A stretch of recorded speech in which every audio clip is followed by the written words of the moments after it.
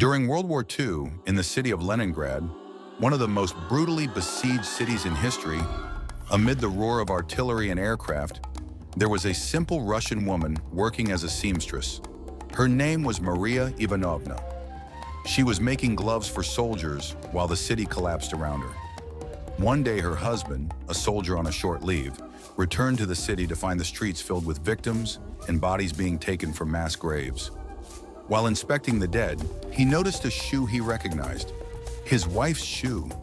Shocked, he believed she had died and asked the burial officials to allow him to take her body for a private grave. But the surprise was astonishing. When they pulled the body out, they discovered she was still alive, unconscious but breathing.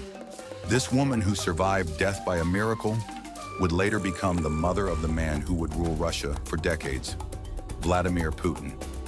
Putin was born on October 7, 1952, after years of pain and loss his family had endured. His siblings, born before him, had died during the war. He grew up in poverty, in a city struggling to rise from the ruins. Putin was not an outstanding student in childhood. Instead, he was passionate about sports, especially judo. His mother disliked him going to training, but his coach convinced the family that he had exceptional talent and that judo would shape him into a disciplined and strong person.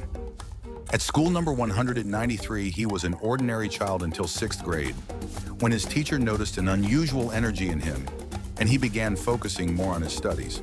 He then moved to secondary school number 281, similar to a technical school, and chose the chemistry department, but he held a clear dream: joining the KGB.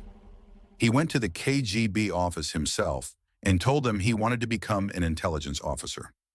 They informed him the path required military service, followed by studying law. And from that moment, Putin began shaping his life. He excelled in high school and entered the Faculty of Law at Leningrad State University in 1970, graduating in 1975.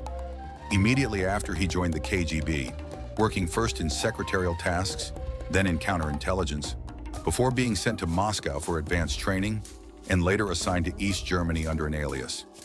Between 1985 and 1990, Putin witnessed the fall of the Berlin Wall and the storming of the KGB building where he worked.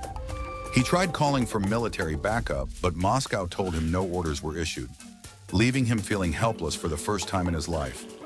After returning to Russia, he served as deputy president of Leningrad University, then in the city's municipal government, where he proved his administrative and organizational skills.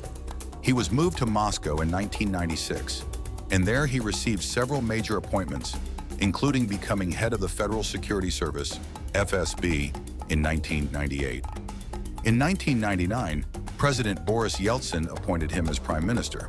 But the real surprise came on December 31st of that year, when Yeltsin announced his resignation and appointed Putin as acting president.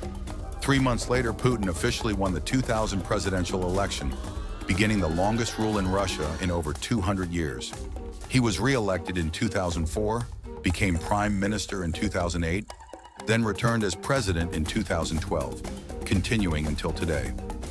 During his era, Russia witnessed pivotal events: the 2014 Winter Olympics in Sochi, the Crimea crisis and its annexation to Russia, the massive wildfires of 2010 and compensating the victims, and building military and political influence that made his name unavoidable on the global stage, from a poor child in Leningrad to a KGB officer to the man holding the keys to one of the strongest nuclear arsenals in the world.